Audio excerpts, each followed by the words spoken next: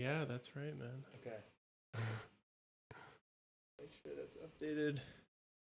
Let me go like this. Boom. There it is. Are we up? New fucking camera vision. So I wasn't exactly excited about wanting to move the mic in my face because what I wanted this to be was I wanted this to be about accentuate my guests, and now, but I understand that. I mean, even the biggest podcast, nobody is like, so tell me about your day. Everybody's Yeah. I think it's funny because I noticed that at first and I was like, oh, I wonder if he's just like working out the bugs or if he doesn't want to like put his, Yeah. But no, I think you should. Yeah. Yeah, for sure. So you're making sure that you're talking into this thing like it's a fucking, and if you need to turn or do whatever you got to do, just like right in there. Yeah, you can just like that. Here, I can even move this pop filter up just a little bit. Cool. There it is. And then just talk straight into the center of that. Because what happens if you don't is, and you don't have to listen. A lot of people think that they have to listen that close to the microphone. You don't. It's just like whenever I talk, you learn the lean. It's like, oh, right. Oh, right. Ba. Remember that Chocolate Rain video when he's like, I lean away from the mic to catch my breath? Yes. He does that? Yes. Like I'm still, so there's still so many things that I'm working on with this. So that's one of them. And that's what's kind of fun is I think it's important that I document all of those progressions, because by episode 200, I want to look back at like 30. I'm not going to say 34 because that's your episode, but 22 and be like, wow, look how primitive this was, I want this to always be developing. And you'll see, everybody, that this 3 camera situation where right here using this guide where we're swapping back and forth between faces, it's going to be a cool touch, Yeah. I feel like I've actually watched like so many episodes of these. Really? Yeah. What do you think? It's really interesting because, and actually my friend Taylor Hughes just like texted me the other day. He's like, dude, you're going on Andrew Olin's podcast. I was like, man, the word is spreading, Yeah, it's fucking crazy. Shout out Taylor Hughes. Love that kid. Yeah, you should have him on. He's a really smart dude. Love that Do you guy. think he would like to come on? Oh, yeah. Oh, yeah. Taylor, come on. Hey, tell him Taylor, you're coming on August, Taylor, that's your go time. But when I'm trying to remember I think the first episode I saw was Christian Lanley. That was a big one. Because I don't know if you know, well, I used to be like really, really, like Christian Lanley was like my best friend in like middle school. I did not know that. So the story is 7th grade was my first year of public school because I went to like St. Anthony's. And then seventh grade was like my first year at the middle school.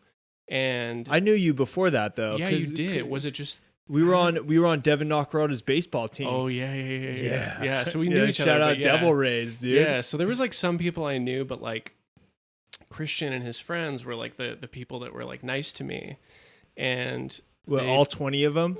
It was like him, Kiefer, like Patrick. Yeah, I know the squad. All that whole squad. Connor Place, all those guys. But it was funny because like I was like a really shy, like sort of like goody two shoes kid from this private school, and like the only kids that were nice to me were these kind of troublemaker kids. Yeah. And like like they're all like I love all those guys, but like my parents were like, why are you getting like sent to what was that principal's name? Dr. Webb. Yeah, why are you getting sent to Dr. Webb's office for like I've never been in trouble before. And you remember how like the middle school was like there was like the bushes and people would like jump through the bushes. Yeah. And like roll down the hill and just like get in trouble for like it's just like shit, fucking your shit up. Yeah. So your guys' crew, you guys were, I remember Christian, sorry to interrupt you, but Christian told me that things got really weird once he started coming around with a video camera. You guys really started to like try to like I remember the story once about I came around with the video camera. Once that whole group started. Once that group started documenting, it turned into Jackass. It turned into Jackass. Yeah. John Lundeen knocked himself out at the park that's over by Candy Cane Lane. He like tried to jump the whole fucking set and ended up like hitting his. There were stories of you guys fucking destroying each other. Yeah, and I think I wasn't there for like when the shit got really real. Like I probably bailed. Like, but Because you went to USC, you might have fucked that up. Well, it's just like, it's funny because first of all, that whole Jackass thing, like it's funny how there's that parallel between like skaters and like sort of like videography. You know how people just start to sort of film like their skateboard tricks. Yeah. And then it kind of turns into like this natural Jackass progression of like we're like making these weird videos and like Right. filming weird shit. Right. But yeah, like, and then I kind of like lost touch, with Christian. Like I would DM him like every once in a while. Like I just like went on his Instagram one day. I was like, oh shit, you're like climbing mountains and shit. Yeah. And then, but yeah, like, so seeing him on your podcast and like hearing these like crazy fucking stories that I had no idea of, and just seeing, I just haven't seen him in person in so long. Mm-hmm. Is he here? He's always like out, right? So he's here. He's coming back on the podcast in a week Cool. or so, Yeah. and we're actually riding bikes together. So I saw that on your Instagram. You guys Yeah. were doing like the crazy lunch. Yeah, so me Biking and and stuff. Christian, he is local. Me and Christian both suffer from this problem where we both kind of, well, I'm sober now, so as Right, I'm yeah, sure you've heard Yeah. from all 70 times I've mentioned it. And I kind of realized I liked being stoned on shit all the time because I have a knack to just always be doing something that's pushing my envelope a little bit, whatever my envelope is. And I've learned to harness it and do calm things like go on a really long bike ride, run a fucking 5K by yourself. And Christian has that same wiring. And actually, he's sober now too, which is something he had mentioned. Yeah. So I have no interest in climbing mountains with Christian, but I happen to be riding a bike the same time in our lives he's riding a bike. And I thrive off of that kind of It's personality. like hardcore bike riding. Right? Yeah, it's hardcore, but it's just kind of, it's more like we don't do anything. Like we went for a nighttime bike ride and I said, let's do a lap. And he was like, what are you thinking? And at first we had planned on doing down El Segundo Boulevard to like Douglas, come down, and we'll kind of cut through Manhattan Beach to El Porto and come back. Dude, we ended up at the end of the Strand in Redondo, and we're like not racing each other, but we're like no one's slowing down for each other. And it was the only time I got to do it with him, but me and him showed no signs of letting up on each other. And now I have this idea. Well, it's his idea, and I wouldn't mind tagging along, but I think the goal is to eventually do 100 miles in one day. Holy shit. Which is a lot, but Christian's crazy, and I'm crazy enough to surround myself with crazy, Well, like you guys are both like really naturally fit, right? Like, didn't you both surf? we and both grew up surfing. Yeah. And I just kind of am just, I have a deep understanding that just nothing's forever, and while I got these legs that can ride a bike, like, and I don't know how to chill, I'm like, let's ride the fuck out of this bike. So for example, I pick up hobbies and I don't know how to take it slow. I went rock climbing 4 times and I threw myself in debt with gear and this and that. And that's been look at this podcast. Yeah, this was that's what I was gonna say. Like, this was supposed to be me streaming video games. right. And I remember when you were doing that. Yeah. Yeah. For like a second, right? For a millisecond. Yeah. It's short-lived. And I'm a community dude, so I think that speaks on me growing up in bands as well. I think I was always being creative, and maybe you can relate to this a little bit because I feel, well, I don't know anything about it. Maybe you could tell me about it. But growing up, my creative outlets were always surrounded by 2 guitarists, a bass player, and someone who was singing. I grew up playing drums in bands. And I loved being creative. And in a sense, this is still kind of a lone wolf job because you're doing the art and stuff by yourself. But sharing a creative experience with somebody else is always the best, and that's why I came up with the name Local Only Sessions and not ollenkilledit podcast. Right. Is because I needed to come up with something. How that name came about was when you play video games So maybe I should explain the progression of how this went about. So Yeah. originally it was just me playing video games. Right. On Twitch, right? On Twitch to fucking nobody, which everybody is. You know, it's kind of that market is already like people are over chicks with tits playing games. Like that market has been that fruit has been squeezed. You know, the juice is out of the fruit now. Right. And it was kind of hard and you have to come up with something. And I grew up a class clown. I thought that I would be able to get away with just running my mouth the way I did in my classes, making people laugh and playing video games. But there's something that I didn't think about is, you know, you're sitting there being funny to nobody, and it's like a farmer's market type thing. It's like you're like slideshow. It's like Venice Boardwalk. Like you're funny and people are coming by and being like, you know, and it's a little taxing because You're saying when you were streaming the video games? When I was streaming and trying to be funny, people coming and going, just like passerbys in the internet, and it was short lived. And I knew right away that there wasn't enough passion for me to stick with it. And so I was like, well, I have done a million things.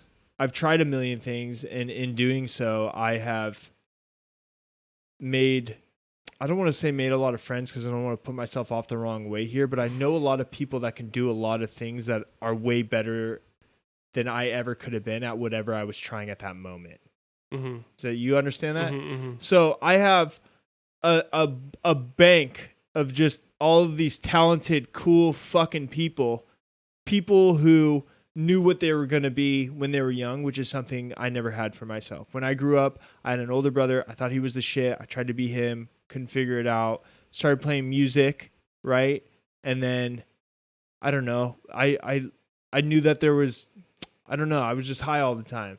You were creative though, right? Like, weren't you always kind of like, maybe I'm just, or is it more recently the graphic design stuff? I thought you were always kind of like doing some type of creative stuff that was like art. I was, in that I lived creatively, and this sounds so cheesy and lame. And if you're watching this and you're like, shut up, I don't blame you. But like, I always made an effort to dress a little different. You know what I'm saying? Yeah, I always made an effort to like try to live my life as uniquely as possible. I wouldn't listen to, this is just the teenage angst years, but like if it was on the radio, I'm not touching it. Like I was just, I prided myself on being this unique. I always had some crazy fucking hair thing going on. And I just never found my way, you know, because I tried so hard to be my own thing, but being my own thing was my only thing that I could do. You know what I'm saying? And then adult years come, and it's time to make a living doing something that you love. And me secluding myself from the mainstream world or whatever my fucking trip was my whole life, it doesn't get you anywhere. But what I had happened to do is when I started panicking as I got into, I would say, like I always skateboarded and did normal beach stuff. But as I got into high school, I kind of realized that like, oh shit, like I'm going to need to make friends who aren't just like kids who hang out in a garage and make music. Like I'm going to have to, so I started trying a bunch of things. I remember trying out for the soccer team, and that blew up. And then I tried a bunch of fucking things. In doing so, I created a whole clientele, for lack of better words. They're all my friends. That's the word for it. They're all my friends, but I had a database of super talented people driven by what they knew they were doing in home videos when they were 4 years old. And I was like, maybe that's fucking it, man. Maybe that's what we're doing here. So I was like, well, let's try and introduce that to playing video games into stream. Started bringing people in onto the stream. Oh, to play games at first? To play games. Oh. And then we'd play games, and at first it was one fucking webcam, a microphone, like a Blue Yeti mic, sitting on the thing, which these are Blue Yetis. They're just dressed up in a pretty little thing. And it would sit on the table, and this one would sit on like the wicker bench and another on that, and I would. And shout out to anybody who came through and was supportive and fucking did that for me, because it was pretty fucking lame. We used the fucking, it wasn't lame because you were on. It was just lame because I was just trying things out, and I had some really cool guests on. But we were talking into this. It sounded like we're on the other side of the room. The setup wasn't complete yet, and I had my conversations in. Let me clear this real quick. Here, we'll change it to your. I had only this screen. Right. So even when it was time to talk to the person, when we paused the game, we're in this little fucking dimension off to the right. Anyways, long story short, well, nobody knows what they're doing when they first do it. You know, you can even go back to a lot of like famous YouTubers and see if they haven't taken them down, like their early videos. You know, these movie review guys that I watch, like their early videos are just really weird, and the setup isn't good. Or like I'm sure like Casey Neistat or whoever the fuck made bad videos. Yeah. So yeah, at least it helped you kind of build. Without those, this podcast wouldn't be existent. Exactly. You know, exactly. And it was by the grace of God that when Ewok stream. Oh, dude, you weren't following me? Who was that? Evan, dude. Evan Paquette. Yeah. What up, Evan? Ewok. It was by the grace of God that by the time I was like, you know what, man? Fuck video games. Like, fuck video games. Maybe, because I started putting things together. And I've said this on the podcast before. I was in tears like a fucking year ago, being like, dude, what am I gonna do? I've worked the same job for 5 years. I got a graphic design degree. I wasn't even producing art. I didn't have like a fucking style. I didn't do anything. I was just stoned all the time, just kind of running from shit. And I was like, man, if I could just figure out something that's like. And I had already tried streaming by this time, and I was like playing video games and not very happy. I was like, man, if I could just do something that was like charitable, I could be funny, I could work with people, it was creative, I made my own hours, like that would be it. And just through trial and error, and I just kept digging and molding this like stream. Okay, bring somebody on, let's play video games. You're not really into video games, so you don't want to come on? Fuck. Okay, like, well then I guess maybe you'll come on someday. Like, but who knows like what makes those random video game channels popular, like Leafy or any of these like young kids that are just like talking about random shit while you see like footage of their video games and they have like 10 million views. Like, yeah, I'm not really sure if that's like younger kids who just like watch that shit on repeat, or like who knows like why. I don't know. It's a weird. I don't even know if I'm in it to like blow up at this point. Like, I've fallen in love. So imagine the first podcast, and I think my first one to date, they've been happening forever. They first started so once they first the cameras ended up on these sides of the table. That's when I started uploading to YouTube. They used to just be archived in Twitch, and which archives your videos for 60 days and then just deletes them. And I was like, well, maybe that's it. Maybe that'll be incentive to watch me, because they're not going to be there forever.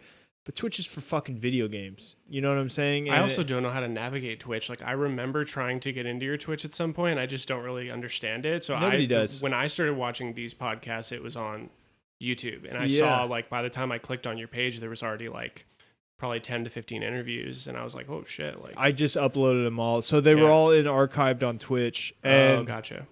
And I just kept, and then one of my first one is Shelby on YouTube. Shout out Shelby Benjamin, who's coming back on. But Christian was my first story, and I didn't have anything on YouTube yet. Christian was the first time where I was like, well, I'm gonna have story. Like, you clipped off that story he told. I clipped that story, so I was lucky enough to. I had this stream, and I was having people on, and some really cool folks that I haven't talked to in a while, and Christian came on, and Christian was my first guest that like really.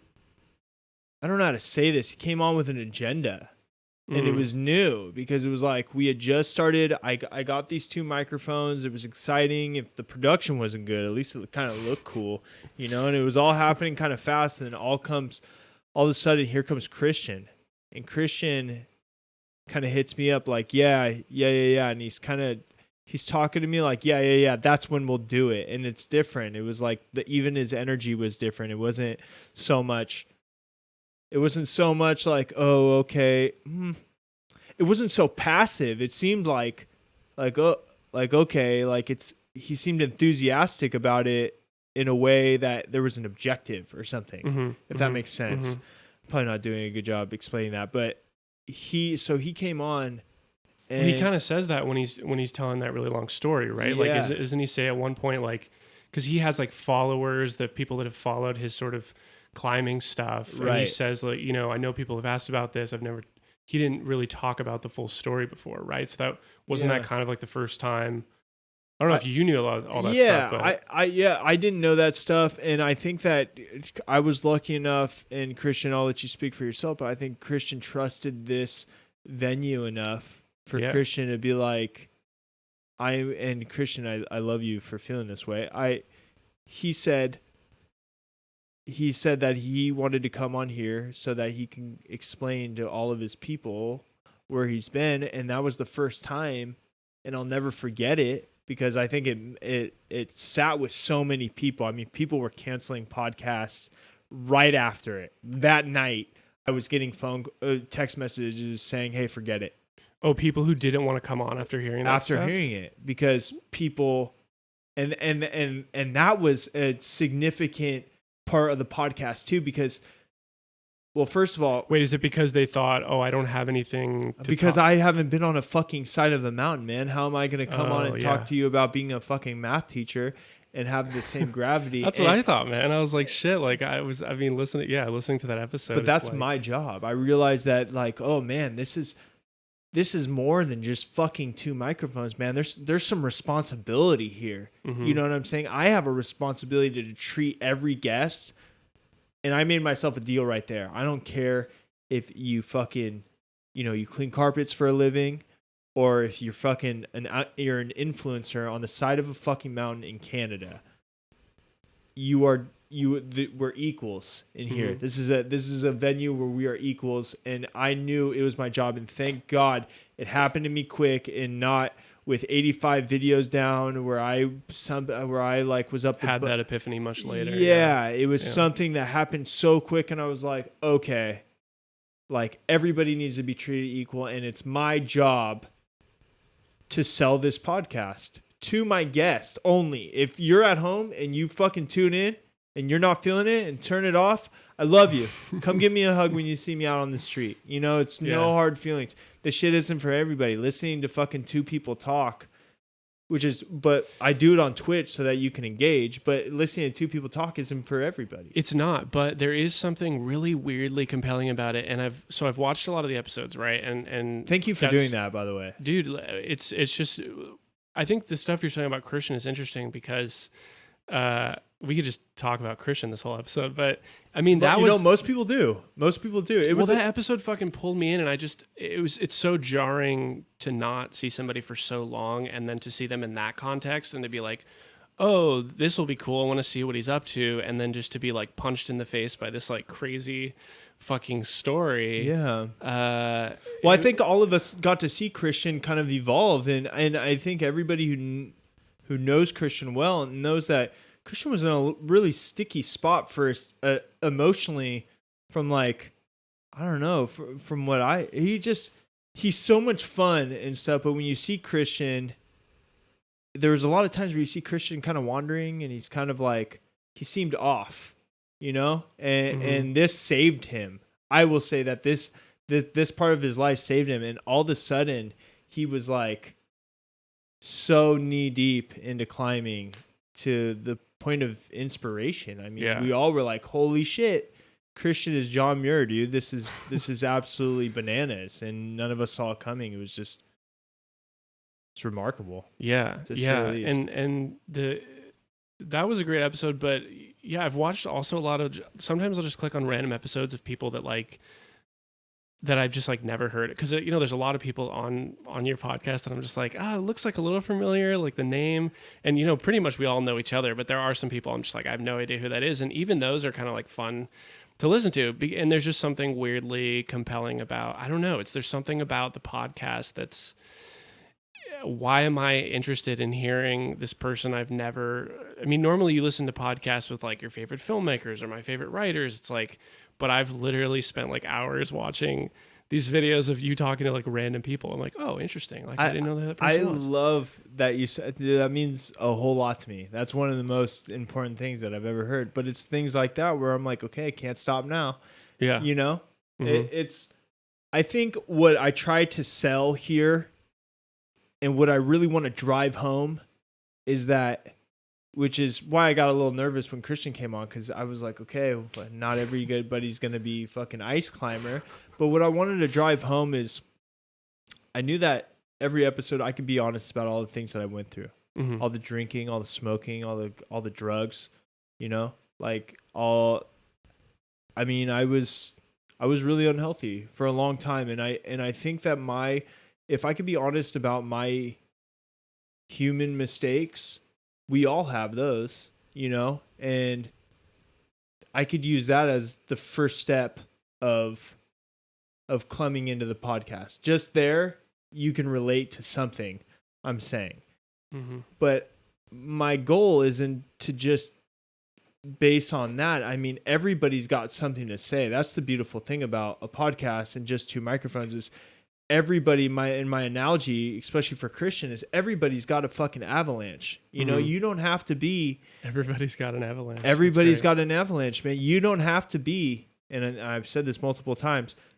And it was kind of my mission statement that night because I was sitting in the shower trying to figure out what I was going to do. And I was like, dude, what if the avalanche isn't on the side of a mountain? What if the avalanche is at home? What if the avalanche comes in the mail every day and demands 50% of your paycheck? Like we all got avalanches, you know? Christians is just really cold, you know, and really dangerous, but we all have been through something, you know? And that's just if the conversation goes there. Mm-hmm. You know, there's no reason that we can't just talk. Mm-hmm. You know, which brings me to my next. What's so important? The next thing that's so important to me about this podcast is, dude, 2019, nobody is talking to each other the way they should. Right. We're all texting. We're all, dude. We did this whole thing via DM. You didn't have my phone number until fucking 25 minutes ago, or whatever it was. You know, and that's not to speak on either one of us, right? But that's just the typical course of conversation in 2019, and that's not enough. You know? Yeah, I mean, it's really. You're really like flipping the script. Like we could, you know, I know you're sober, but like it would be different if I ran into you, you know, at tavern. I was like, "Oh, what up, bro?" Like, which has happened. It's been so long. Which has happened. But it's different to like have somebody, you know, that I haven't seen and had a proper conversation with. It's like, let's come on and like be recorded and like talk for like 2 hours. Yeah, into my home and it's never boring. Like these episodes are like. Dude, you know, well, you're the fucking man for saying that. Can I just go through a couple of the greatest hits? Yeah. So a couple, and here's another interesting thing. Oh, this is so fun right now. Because I want to deconstruct this podcast because I've spent so many hours listening to it. So my first thought is, it's interesting how this podcast doesn't, I guess, other than it's supposed to be locals or people that you know somewhat, doesn't really have a theme, right? Like It's just kind of like anything, but natural themes kind of emerge from each guest. So like Christian's episode kind of becomes about like, you know, like his journey and like sobriety and all his like sort of physical journey. And like, you know, there's episodes like Caitlin Zambito's episode, which is another favorite, where it's sort of about this struggle of like being an artist and like being an actor, which is like the hardest thing in the world. And, you know, Samba's episode, which kind of becomes about the acidity rant, which is like this whole like the bit where you guys say that like America's acidic,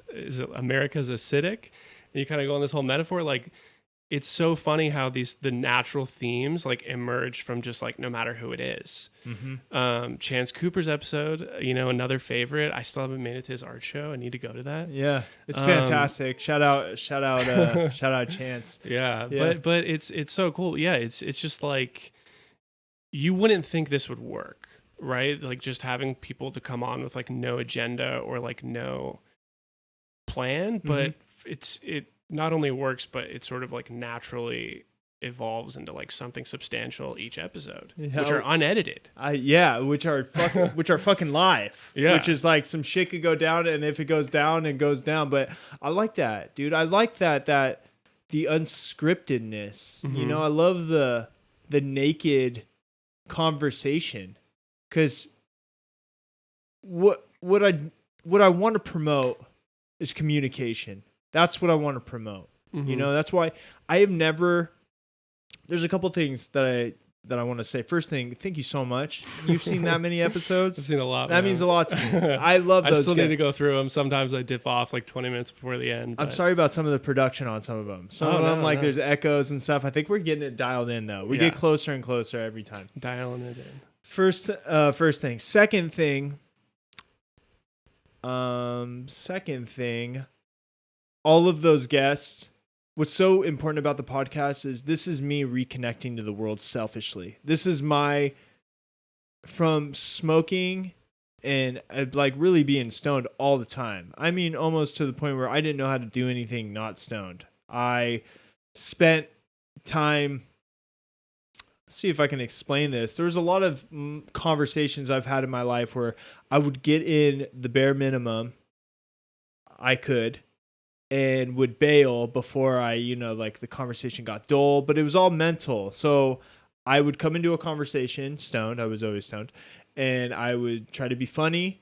I would give you my 15 minutes of open mic, have a couple laughs, bring up some good stories, all in all, positive transfer of communication. And then I'd bail, oh, I got to go to the bathroom. And then I would just like the autopilot. I was just running. I was just running away from any communication where like maybe people would judge me or something. It was just this super over the top. I think it was just kind of a like just pressure of just being stoned all the time and kind of losing grasp of what's really going on, if that makes sense. Because that anxiety. I don't know. You smoke pot? I do, but I don't as much anymore because I don't like being unproductive. Yeah. Like when I have a day off now. Okay. Yeah. So I think what happened is I was getting older. We were getting older. I didn't have anything to show for it, really. Like I didn't.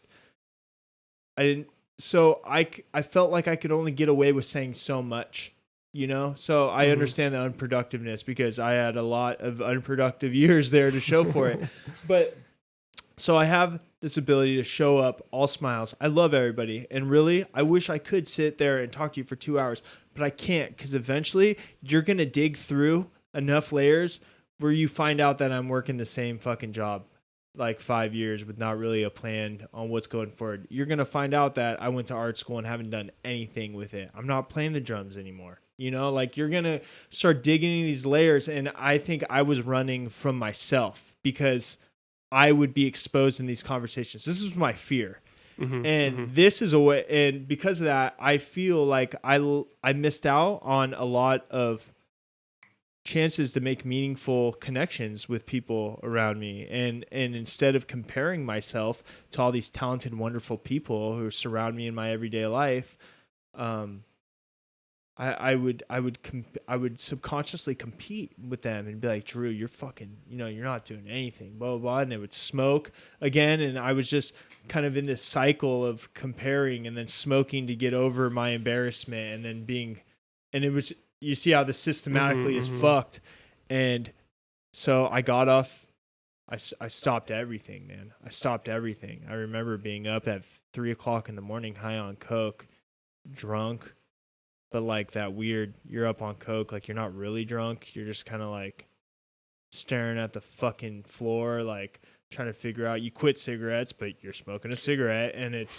And I just decided that I was tired of living. I was tired of being full of shit. That's where my sadness came from, is that like I had to go home with somebody that I didn't even fucking believe in. How can I expect anybody else to believe in me if I don't believe in me, and it was just a matter of time before everybody figured out that I don't believe in me. So why should they? And then I have nothing, So I started fixing it. And I was like, well, how the fuck am I going to have conversations with people? Like, how am I going to make up for lost time?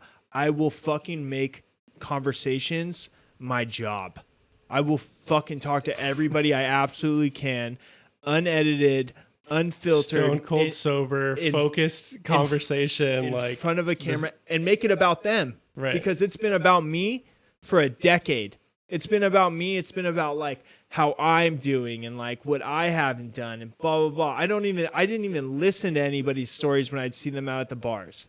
I was just fucking calculating how I'm going to represent myself in this conversation. It was really selfish, and it was a short way to live, and it was depressing. So I took all of that. I started standing up for things. I started standing up for myself, my health.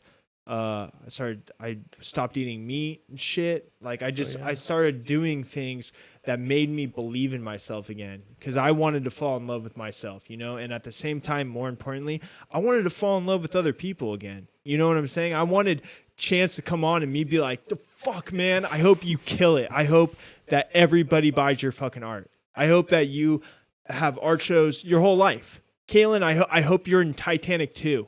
You know, you deserve it. I hope you write the next big fucking, you know, the next big motion picture. Yeah, I don't know if I believed it at first, but it happened, dude. And all of a sudden, like, I really, really am now addicted into fucking seeing people sharing their stories and learning from people, and it's just turned into something that's so helpful for me, but not only me, the wisdom that my guests bring. Now that's eternalized on YouTube forever. It's just I donate to charities at the end of the month. Yeah. The whole thing has just been, it's really just turned into a fucking win-win, man. And I'm so blessed and feel so lucky and love my life so much that I can't help but just book the fuck out of my time with this because I want everybody who's not able to see how cool our life is around here, I want them to just like maybe try to be able to live it 2 hours at a time on my YouTube channel. And you have such a huge pool of talented, you know, lokes to go through, especially music people. We have a lot of successful musicians, right? I do. First of all, I know what musicianship. First of all, you're a musician. So yeah, I guess so. I think, kind of. But I was talking about this the other day. I think that music is, you know, a tendency in all of us, you know, and I think some people tap into that well at some point in their life. There's people without rhythm, but I've been in bands with people without rhythm who still write songs and shit. You know, I think it's just it's a symptom of existence. So I think that I have naturally gravitated towards people who have really tried to hone in to that well inside of themselves. But I think that just kind of coexists with art. I think, you know, like you being a screenwriter, like you're a film dude, but you're definitely a musician too. You know, I think that things just coexist. Yeah. You just live a creative lifestyle. Look at your fucking tattoos. Those are creative tattoos. You know what I'm saying? A couple years or so, yeah. Yeah, but those are creative tattoos. Yeah, I mean, you embody creativity. It's not like this, then you fucking are back suit and tie wearing the same color as everybody else working some job like Lego movie. You know what I'm saying? Like creative people just happen to be creative people. Right. I wasn't on the football team and shit. I loved them, you know, but I spent my time with creative people. Yeah. You know, and so here's a question. This is my last question about the podcast. No, so dude, no, fucking. What happens when this blows up? Do you expand beyond the lokes? Or does the local only not literally mean it has to be locals only? So local only, I'm glad you asked that. Yeah. And I guess I haven't heard you talk about the title. It was called local only because when you play video games on the same screen, 2-player, it's called local gameplay. Oh, and that's a play on that mixed with me being from the beach, you borrowing the vernacular. Gotcha. Locals only. Gotcha. So it's the local only podcast. Okay, but now, so if it blows up and like some big person wants to be on, like they don't have to be a loc. Well, no, we're still sharing the local space within each other. I gotcha. And you know what? Like, I think it would be cool as fuck, honestly, is like I think it would be cool as fuck if this thing did blow up. Yeah. And we still only had the Lokes. You know what I'm saying? That would be cool. And we just blow up like all of our friends. You know? How fucking cool would that be? Like, as much as and I have the one-offs. I'll have the one-offs all day. I book like close to 15 shows a month. Mm-hmm. Let's give 3 of them to like, you know, but because I want to be interested too. I'm a fan of conversation. Let that be known. Like I listen to conversations. If I find out a certain 2 people have a fucking conversation, I'm like, oh, I gotta hear it. Yeah. You know, there's a ton of, and I mean, historians. Joe Rogan has been fantastic about bringing that plethora of people. You know, and that was my first experience to podcasting. Is I don't even know if I agree with Rogan on everything. I'm a vegetarian. But I love his ability to just be like, what are we learning today? What are you, coyote guy? Let's learn about coyotes. DMT guy? Yeah. And I love it. You know what I'm saying? And I have been through enough in drugs, like it doesn't bar me out. There is going to be a conversation where like I have friends over that like grow weed or whatever, but I've been there. So there's not anything that like I can't talk about. I've tried enough shit trying to find out who the fuck I am that I'm able to get away with a lot of conversation. You know what I'm saying? So, I mean, I think what would be neat is if this thing blows up. I don't even think I hope that when this blows up, I hope I don't even notice. I hope that I'm still like, okay, and like just right back to it and scheduling shows. Just put Taylor Hughes on in August. That happened today. Like I hope that kind of shit happens, you know? And I hope that energy, I hope this remains humble, you know, and I hope this remains like, I hope ideally, you know, this is what I would like to do for the rest of my life. This is the dream. And conversations aren't going anywhere, and we're only getting farther and farther apart from each other in the communication, like in the in the grand scheme of communication. Our fucking, I mean, everything is kind of like doctored. Like people are, dude. When I found out people are editing their Instagram photos, like to make themselves look different, to make their life embellished, that fucked me up, man. That fucked me up. And it's things like that where I get excited to have a really honest, unfiltered conversation. Yeah. You know, so, and that's not going anywhere. And you never run out of things to talk about, you know, like look at Rogan does like a 2-3 hour thing every, so, you know, I don't know how many days, but I think he does like 2 a day. Some days. Does he do 2 a day? Yeah. So, but it's also my job to like, I have to keep up with like what's going on and shit, you know? Or at the same time, you know, you would think, but maybe you know, and you can teach me. You know, that's something that anybody starting a podcast too, that's something you should take account of. And I feel like this thing's been kind of centered about me. Sorry about that. No, man. I was as soon as I came on, I was like, I need to ask all these questions. No, it's okay. I don't mind. I did my homework and watched all that. No. It's fine. I'm glad you did. I just hope that this isn't turning into, I don't know, the ollenkilledit podcast. Man.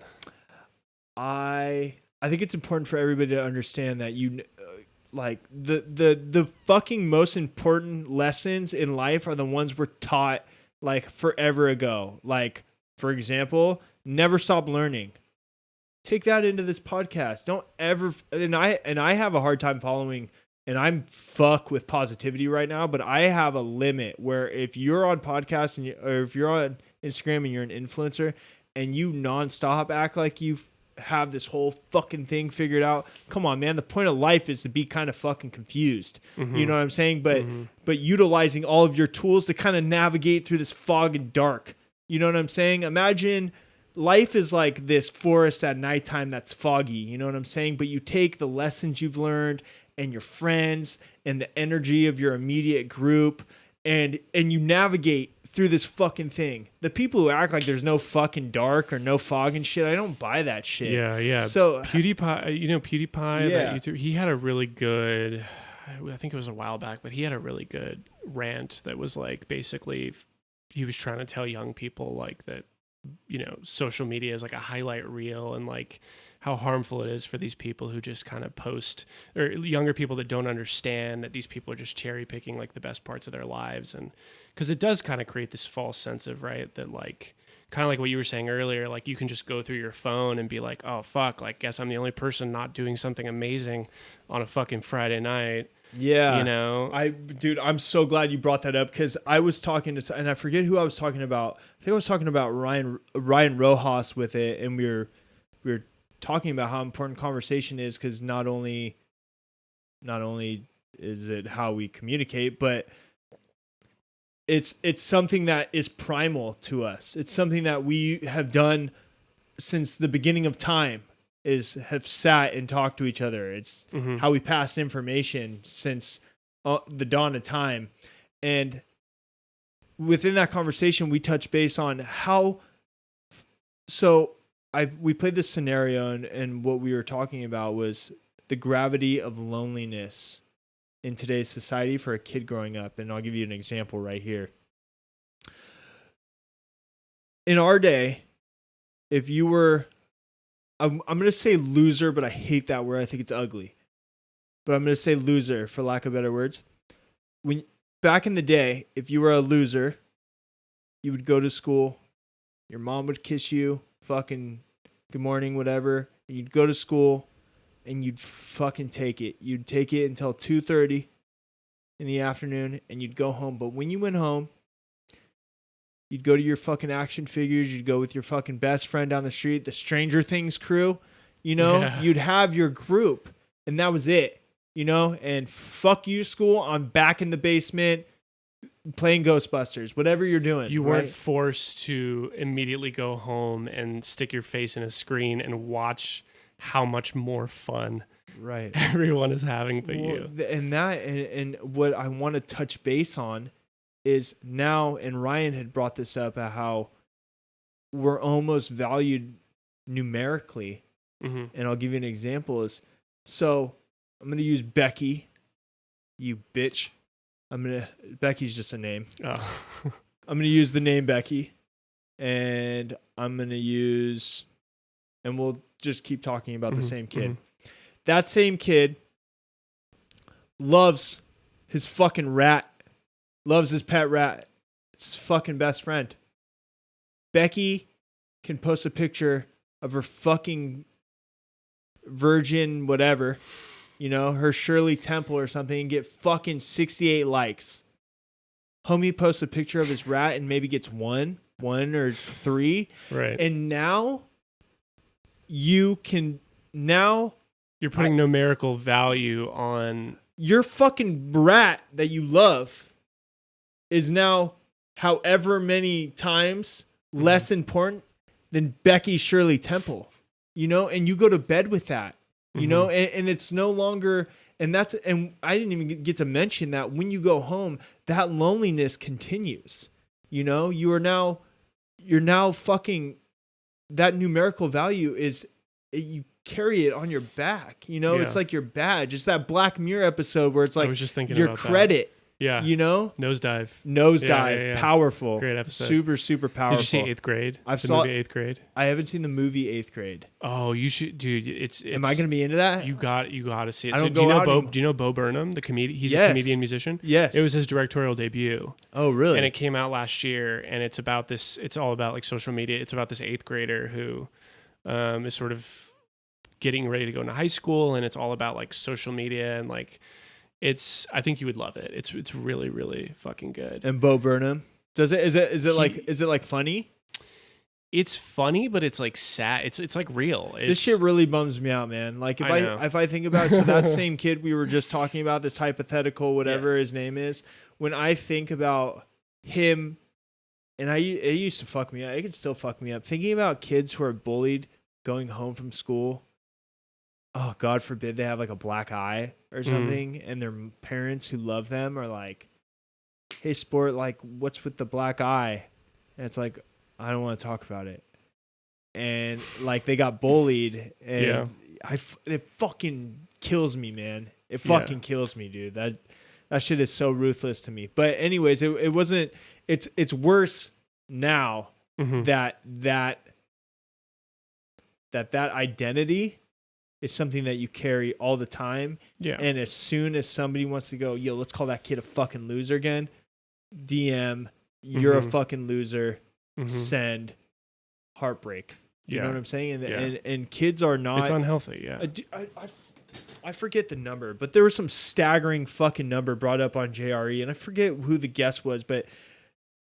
Oh, they talk about bullying and like... They talk about the percentage of non-fatal wounds in kids 9 to 11 has gone up like 140%. That's when they get since phones nowadays, 2006. Right? So since 2006, which is pretty much the birth of Facebook. Yeah.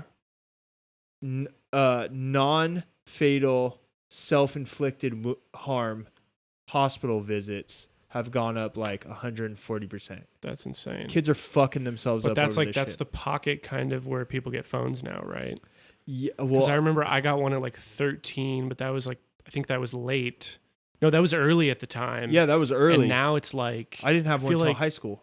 I feel like maybe like 10-year-old you get like for emergencies. Like don't 10-year-olds get phones now? My 9-year-old niece will text me some emojis in the middle of the fucking day, and I'm like, get going on your schoolwork.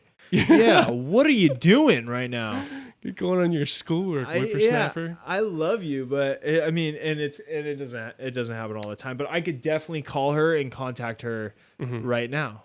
Right. You know, but it's a crazy world we live in. So like, well, I mean, it can't be. I mean, because this stuff even fucks me up. Like, you know, I have like not that many Instagram followers, but you know, you have not that many Instagram followers, sir. I have. You have 1,600. I've had around 1,600 for about I think like 4 or 5 years now. Okay. Which is I guess it's all relative, right? Like that's nothing compared to 10,000, which is nothing compared to whatever. But numerical values, dude. And I have like a healthy handful of people that follow me from like music or like random shit. Okay. Enough to like go through my story and be like, oh, who are some of these people? But even like when I post, I've deleted so many things because I'm just like, oh, like whatever, like I haven't posted a music clip in a while. I'll post like a new clip of one of my new songs. I'm like, I don't know, like not that many people liked it. Is it because people don't really click like on videos? And then I'll like delete it. I'm like, nah, my vocal performance wasn't that good. Like you're hard on yourself. I feel like if that's happening to me, how fucked up is it for like a 9-year-old that's like nobody liked a picture of my rat? I know the answer to that question. It's really fucked up, dude. Because those people are like developing. Yeah, these people are developing. Yeah. And not all of these people are getting the love that they need. They don't have a support system at home, and they are relying on, you know, other forms of support. And you know, the thing about fucking social media is it seems they do a really good job making you feel like it's important. It's not. It's fucking dude, you know not. how many times I've tried to delete my hard. Instagram it's app? Locked in, dude. It's locked into your Spotify. It's locked into everything, brother. I've deleted my Instagram app over the last month because I needed to get work done. I'm like, no, I'm just going to delete it for the rest of the month or the rest of the week. Like I re-downloaded that night. Because like somebody like Matt Pillock or somebody will be like, oh, did you get the thing I sent you on Instagram? And then I'm like, shit. Or like my girlfriend would be like, did you get the thing I sent you? Or I'm just like, I need something to do when I'm fucking waiting in line. Yeah, but why? See, that's what I want to work on, because I agree, dude. I can tell you right now, I have been on my phone today. The screen time feature is crazy, right? I have an LG, so mine tells me exactly what apps I'm going on. I've been on my phone today. I looked at this fucking phone for an hour and 52 minutes today. That's not that bad, though. It's the end of the day. Shut your gosh damn mouth, dude. It's terrible. It's terrible. It should be 10 minutes. But how do you find the balance of like, okay, so back in the day, right? If you're at a family dinner, I remember being at family dinners and my parents would, you know, like when I was really little, it's like, get off your Game Boy. You're playing a game. But what if you're at a family dinner nowadays and your kid is reading an article? Like, who the fuck's reading an article, dude? No, I'm just saying, like, in this little toy throughout our days, there are like, I'm watching YouTube videos of your podcast. I'm reading articles about like a film that just sold. Right. Like, it's hard to, like, I want to be on it because I want to see that stuff. Then I check Instagram. Like, I've gotten better at not checking Facebook. I'm just kind of like bouncing off Facebook. I read articles. Don't judge me. No, but like, I'm just saying there's so much good stuff on there as well. Yeah. No, I listen, I have been making the effort to try to read stuff, but the truth is, But most of the time we're just fucking around. it can wait, dude. Yeah. And let's be really fucking honest. You can get through an article in 2 minutes, 3 minutes. Mm-hmm. I got an hour and 52 minutes, dude. Yeah. You know, I'm still going to have to come up with what I did for an hour and 49 minutes on this phone. And it wasn't articles, bro. It was not fucking articles, dude. It was me, you know, watching my own story, you know, like doing stupid shit. Oh, what's this person up to these days? Dumb stuff. And, you know, the thing is that fucking, they did the studies, man, that dopamine, when you see the like, that shit is fucking important, man. It's real. Chase it. Yeah. You know, I fuck with myself, like, thinking like, yo, man, you're fucking sober, but you still fucking feel that rush when you get it. So like, are you? You know, it's not good for you, but it's like, I'm running a business on this fucking thing. Yeah, but you know, you could just check and that's the rest of your day. Okay, when do you check? Do you check first thing in the morning? Yeah, that's a good idea. But nobody's up first thing in the morning. It's like, can't post this right now. It's yeah, not I can't prime post posting this. time. I don't do that. So I don't do that. I have friends I'm bad who, about that. I was just nagging my friend Matt about not posting at the prime time. But here's the deal. I don't know. This is all like, it's out of control. But, you know, I know for a fact that whether you're the kid with the rat or whether you're us or whether you're a fucking celebrity, it affects you, right? Like, I've heard people say, coffee machine. I've heard people say, you know, like even famous people, like, oh, I know that like not posting my face doesn't get as many likes, or they'll post, you know, if Kim Kardashian has like a political cause, right? Like, they know what to post to get your attention, and then it's like, now they read the caption of, I think like at any level, like, I think this shit gives people anxiety. I guarantee you that even like people who get 1 million likes are like, why don't we get 1 million likes on that one instead of 2? Oh, God damn it. Put your phone down. Put your fucking phone down. It's just so subjective. Though, I will never get that bad. If I could do anything. So this is my flow, is after this whole thing, I'm going to end this conversation and export it to YouTube. Mm-hmm.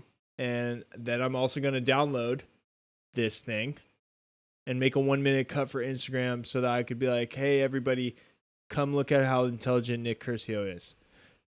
And now I have content that I fucking care about. You know what I can't do? And I'll fucking never do it. And I don't care who's fucking listening. And be like, fuck you, Olin. Clickbait? No. Selfies, motherfucker. Oh, dude. The people who go out to dinner and get their confused ass parents to look at the phone while they're like, come on, man. What are we doing? Well, are you calling me out? Because I do love a good mirror selfie.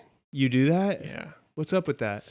You know, it started in college as the drunk mirror selfie, and then it just, you know, sometimes you just got to do the mirror selfie. And we're buddies, and I'm having fun with you. That's why I'm asking. If I didn't think that the conversation should go there, I would have. No, but like a lot of my. Now I know it feels good, okay, and you're a good-looking dude.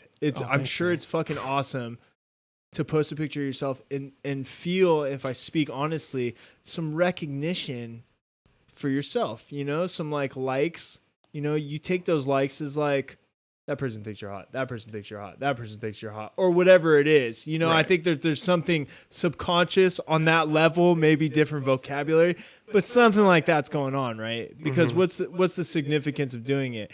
But I don't think it's your fault, dude. I don't think it's your fault. I think that it's, you know, it feels necessary to, it almost feels like a necessity to feel the validation from doing that. But this is just something that they've done such a good job wiring. You post a picture of yourself and have it blow up, and you're like, wow, I know it wasn't my shirt. You know what I'm saying? Like it's kind of the way, it's the ambiguous sensation of, I don't know. There's so many things at play, and this is why this is so much bigger than like. This is just huge. This is just layered and huge. I guess the trap answer, right, is like, well, I have to play the game. I have to play, if I want to make a name for myself, or like if I want people to watch my films, then I need to be active on Instagram, because then when I make something, I need to post it. And like, I think even for you, like, that's true. And I have DM'd like this. I was working as a director's assistant for the last few months, and that was a guy I DM'd on Instagram. And it's like, I've reached out to random people on Twitter over the years and like gotten to talk to people, or like, just, so it's just hard, because it's like, there's so much potential good you can do with that kind of stuff. I think that we watch people blow up. And I think that there's one compartment of us saying, why the fuck not us? Like why, I just need to start doing what these people are doing and send a bunch of free shit and paid so that I can run ads on my Instagram. It's very confusing. Yeah. No, I've definitely. Oh, we just got hosted. Oh, what does that mean? That means somebody is now, their stream is now our stream. Oh, hell yeah. Yeah. Thank you. Blazed Carrot. Long time no talk. What the fuck's up, son? Is it Blazed Carrot? Blazed Carrot, yeah. Wait, what were we talking about again? We were talking about you taking fucking pictures of yourself because you don't know how to love yourself, Nick Curcio. No, it's just like there's. And I'm sorry that I said that. I've made the effort, and it probably wasn't fair for me to say it the way that I did. I don't know. I think that when I see it, unfortunately, and I'm not using you as an example because you're established, you're talented. We were talking about being almost like being jealous of other people's success. Yes. Let's touch base on that, since I'm sorry. Well, no. It's funny because I was just talking to my friend about this, because I'm right at the point now where I have like a lot of like friends from film school who are like doing things, and you see like some people like aren't really doing things, and like you're trying to be active, and then this person gets like a special job, and then it's like, well, I want to be happy for this person, like the good karma's coming my way. But I do think when you're surrounded by people that are like blowing up, like you said, right? Like there's a trap that's like, oh, like, yeah, like you said, like, why not me?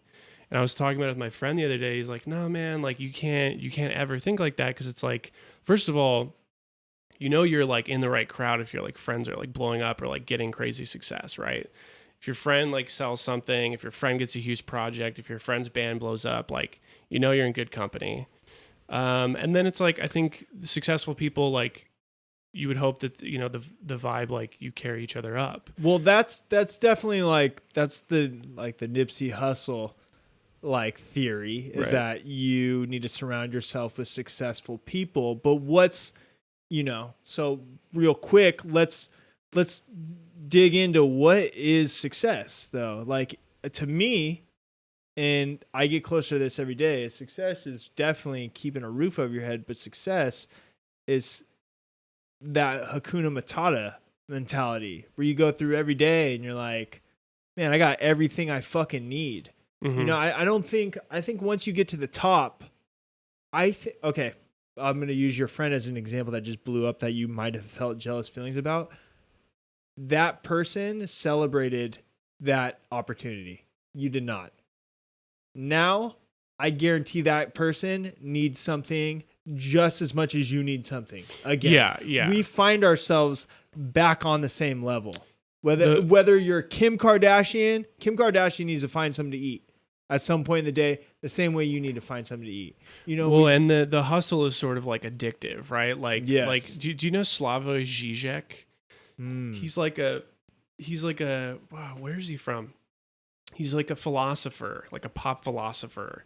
And he's like, he's famous for his his commentary. I'll send you some of his stuff at some point, but he's famous for his commentary on like movies. Like he has all these like really deep like philosophical theories, and his one big thesis statement is like the worst thing that a human being can ever get is to like achieve their goals, because successful people, like, you always need that goal, right? Like it's almost like even if you like get that thing you need, like you're automatically thinking about like the next thing you need, or like how can I take it to the next level? Like that's why, like, how come so many like celebrities are like depressed? They can have anything they want, you know, like anyone they want. Like, why are they depressed if they're like good looking and they have all this money and they have 5 million followers? Because even they feel like they need like more, right? Like it's like an addiction that you never satisfy. So he has this like great rant that's like, he thinks like the worst thing a human being can ever achieve is like their top like goal, because it kind of like you need something to like. It's the human condition. Yeah. I got a question. You ever put fucking cheat codes into a video game and been like, this game's not that fun anymore? Yeah, man. That's exactly fucking it. When you don't have to look for med kits and fucking ammo and shit, you're wasting your time. StarCraft, dude. Like it's just, you just fuck everybody out. Well, and it loses that edge. And life carries that same edge. I mean, these video games, I mean, they happen on the computer screen, but I mean, they're modeled around competition of everyday life. You know, this is a conversation that leads me back to one of my friends who was like, yo, man, I fucking cross your fingers tonight, bro, because 8 o'clock. What's going on at 8 o'clock? Lottery. I'm like, I don't want to fucking any bit of that lottery. Dude, I make... Like the literal lottery? Like the lottery. I'll put it out there right now that right now I make $15 an hour fucking my first job, and then I do this 4 days a week or so. I'm fucking working. I got no money. This shit makes me feel rich. And I think that's the meaning, is you find something. Okay, to finish that idea. What's that study? It was like the Harvard 5-year study of people finding meaning in their life. And at the end of the 65-year study, everybody just wanted community, love, and meaning. And that, or community, love, and purpose. I forget, but money wasn't anything around it, because all money is the facilitator. If you don't have projects that keep you alive, you're cooked. Retirement. Everybody who retires dies. Everybody. You retire, 6 months. There's got to be a fucking study out there that shows there's a correlation between taking yourself out of work and your body being like, we're meant to work, man. We're meant to be hungry. We're meant to starve. You know, we're meant to fucking fight for our lives. Survival isn't a theme. It's a necessity. You know, as soon as we have access to all this lavish shit, we lose a bit of ourselves that, again, like, to bring it back to what me and Ryan Rojas were talking about, it takes you away from those primal things that are important, which is community, communication, survival. Like, the most basic things are basic, but most precious, if that makes sense. And I think that, I don't know, the social media is a trip, because it makes you feel like, first of all, it's off-putting. It does not preach that. You know, it's conversations like this where we promote that kind of shit. But it's fucking Lamborghinis and fucking whatevers on Instagram. They're not talking real shit, you know? So, unfortunately, the state of Instagram, you have to carry it with a sense of responsibility. There is a responsibility there to weed out that kind of shit. But I don't know. I think I got off on a tangent. But fuck, dude. No, but yeah, man. Like, I mean, that's why you hear about so many people, like, before they make it in their profession, right? Like, you hear the stories of the directors or the writers. They're always like, yeah, I was literally like sleeping in my car before I got my big break, or like, that's what you're supposed to do. Yeah, because it's like, when you want something, you know, you know, you say you have a job making $15 an hour. I don't have a job right now. Yeah. So I'm just like fucking writing scripts and like hoping that. But that's a life worth lived. Yeah, and that's all I want to do. At the end of the day, like, you'll look back at your life and you'll fucking be obsessed with every script. Yeah. As long as you're not starving and there's a roof over your head, I don't. Yeah, there you go. You know? Yeah. Passion and purpose. I don't. Money is just something, right? Yeah, it's just a fucking. It's just it's weird. It's trippy because we're sitting here and it's like, yeah, but like have none and be hungry. And I get that. And I get that people are out there and there's financial obligations. They just raised my fucking student loans. I'm more poor than I was before. But find something that doesn't make you feel poor. Like when all your money's gone, find something that makes you fucking feel rich. Because that money shit comes and goes. Mm-hmm. I guess that's an important point. Mm-hmm, Let's nail that in after all the fucking jargon I just poisoned this podcast with. Find something that when every fucking cent is gone, you still feel like the richest man in the world.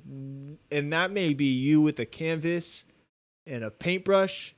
That might be you that might be you an acoustic guitar and a microphone. Mm-hmm. It could be anything. It could be you with a Polaroid picture. It could be. You know what is great about Instagram is you could be obsessed with building sandcastles, motherfucker. And if you take enough pictures of them, you will be recognized as guy. You will be recognized as professional sandcastle guy. Yeah. And there is that bit, which is cool. You know, right. There's a niche for everything, right? Yeah, and man, it's scary thinking about money. But in this cleansing time in my life of sobriety and learning and trying to achieve the wisdom because of lack of, I just am finding little like gas is expensive. Okay, I'll get a fucking bike and start riding my fucking bike to work. Okay, it is expensive. Eating out is expensive. Okay, I'll go to fucking Trader Joe's. It's really cheap to eat vegan. Great. I don't got to fucking eat animals and I'll fucking just buy vegetables. Is it cheap to eat vegan? It's pretty fucking cheap, dude. I went hammer and got a lot of things that are going to last me for like a week and a half and it was $40. How long have you been vegan?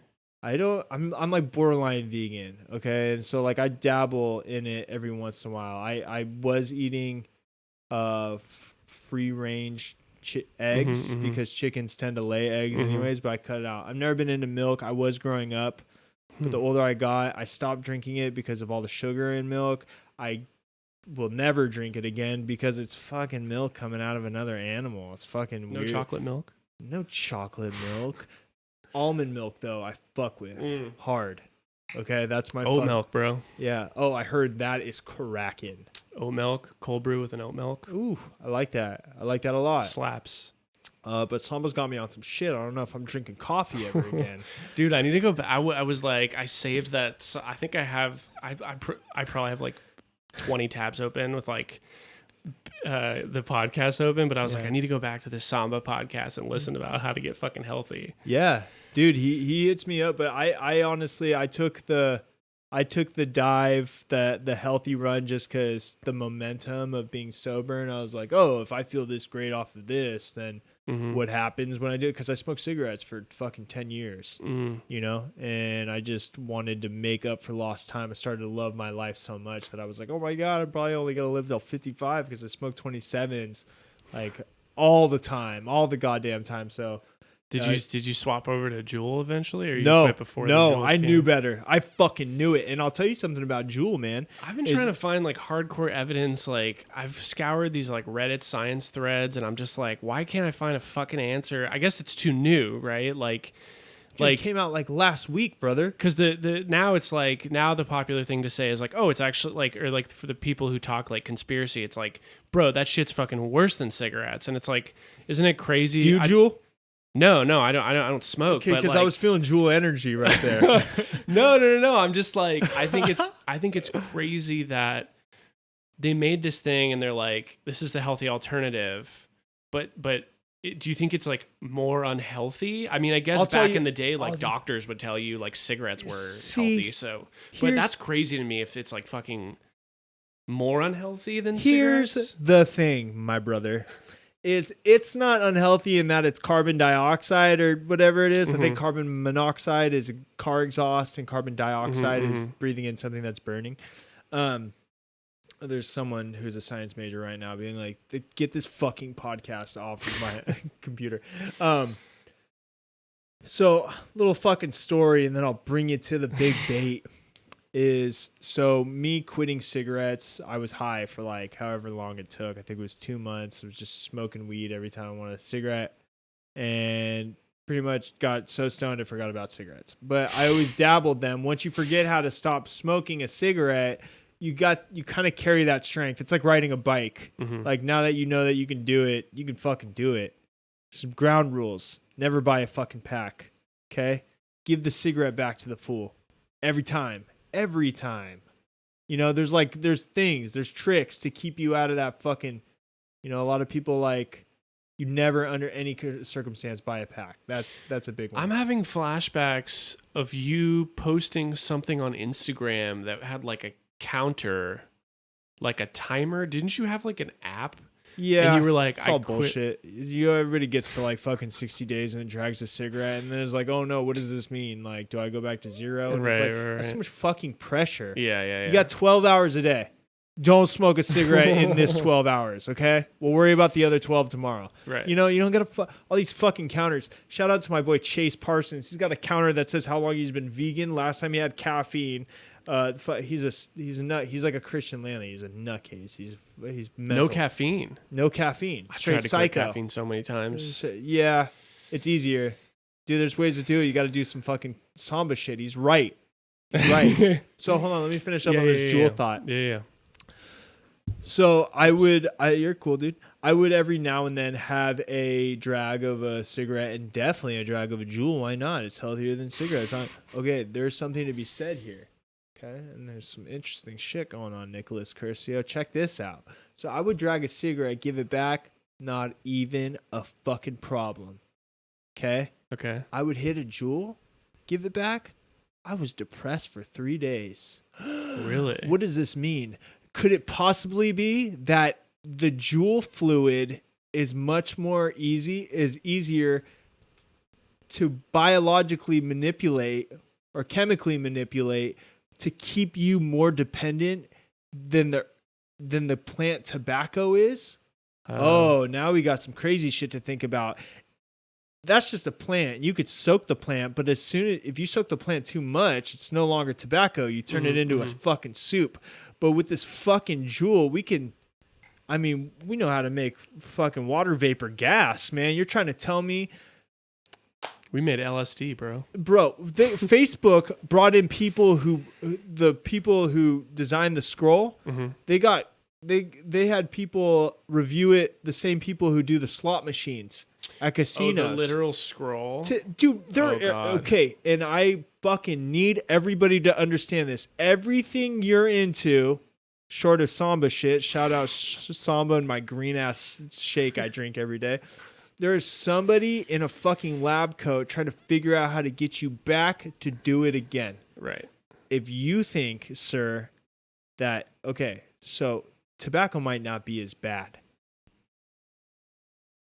but there's definitely a bunch of fucking scientists and some sharper image looking fucking lab. It's arguably more evil in the lab. Way more deceptive and also, like, and evil. Dosage wise, right? Like a cigarette is something that you go outside and it burns out. Yes. But a Juul is a thing that like 13-year-olds just suck all day. By the way, there's an epidemic at the middle school. Dude, that's the crazy part, right?